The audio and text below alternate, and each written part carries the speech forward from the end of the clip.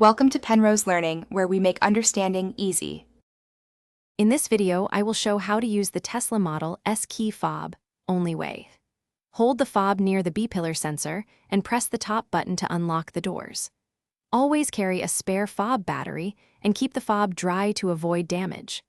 Learn the difference between single and double presses for frunk and trunk access, and practice a smooth touch to ensure the car recognizes the fob every time. In this video, I will show how to use the Tesla Model S Key Fob only way. For quick locking, press the top button twice while the fob is away from the car. Use valet mode to protect your settings and limit speed when handing keys over.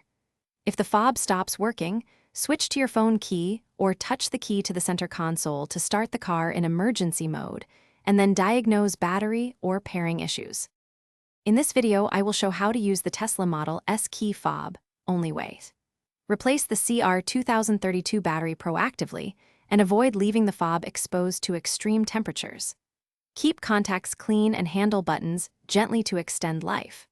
Routinely test range by walking away until the car stops responding, so you know when to swap the battery or repair the fob, and keep a spare fob or phone key available for peace of mind. Thanks for watching. If this was helpful, leave a like and consider subscribing. See you next time.